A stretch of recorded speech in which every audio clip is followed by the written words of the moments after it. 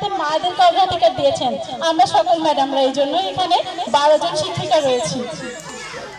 এটা হচ্ছে আমাদের ম্যাডামদের একটা বৈশিষ্ট্য। দ্বিতীয়ত কথা, এখানে দেখেন আপনাদের যে ছোট ছোট কচি সোনা পাখিগুলো আমাদের এখানে আসে না, তারা অনেকেই নাক পরিষ্কার করার কথা জানে না, আবার অনেকে কিভাবে বসতে হয় সেটাও জানে না, অনেকে খেতে ধরে ফেলে দিচ্ছে, আবার অনেকেও নানা কারণে কান্নাকাটি করছে।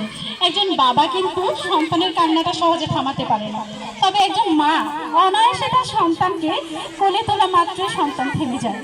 আপনি দেখবেন বাসায় যখন আপনার বাচ্চাটা কান্নাকাটি করছে, আপনি রান্না করছেন, একবার বাবা এসে কোলে নিয়েছে, বাচ্চাটা কাঁদছে, আবার চাচি এসে কোলে নিয়েছে, কাঁদছে, খালা বলে বলছে আমি তো খালা হই, আমার কোলে আয়, তুই থেমে যা বাবা, চুপ কর। কিন্তু তাতে কিন্তু কোনোদিনও ওই বাচ্চাটা থেমে যায় না, থেমে যায় মায়ের রান্নাটা ওই অবস্থায় রেখে এসে একটু মা আমাকে আমার বাচ্চাটাকে দিন, দেখবেন মাকে কোলে পাওয়া মাত্র সন্তানটা কিন্তু একবার স্তব্ধ।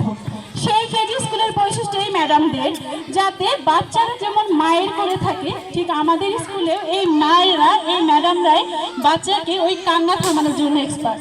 এই জন্যই এখানে মেয়েদের সংখ্যা বেশি। আরেকটা বৈশিষ্ট্য, এই যে বাচ্চাগুলো